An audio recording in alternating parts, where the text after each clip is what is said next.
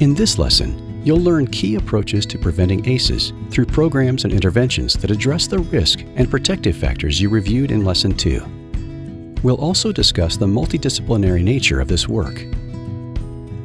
Because ACEs can lead to many of the negative mental and behavioral outcomes that you and other mental health providers encounter, efforts to prevent ACEs before they occur are key. This approach to prevention, called primary prevention, reduces the likelihood that ACEs will occur by lowering or eliminating risk factors and enhancing protective factors. Secondary and tertiary prevention approaches address ACEs that have already occurred. These approaches prevent existing ACEs from persisting and lessen the impact or occurrence of negative outcomes associated with ACEs.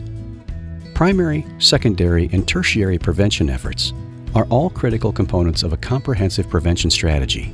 However, given the effects ACEs can have on individuals, families, and communities, the best solution is to prevent ACEs altogether. Primary prevention can be delivered through a variety of mechanisms, including universal programming and selective interventions that mental health providers can implement or participate in. Universal prevention programs are designed to reach entire populations in order to reduce risk factors and strengthen protective factors before ACEs occur. Because of their broad reach, universal prevention programs have the potential to benefit whole groups of people. These programs are most successful when the approach is acceptable to the majority of the population.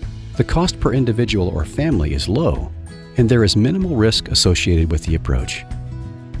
Parents as Teachers is an international nonprofit organization that promotes optimal early development, learning, and health by supporting and engaging parents and caregivers.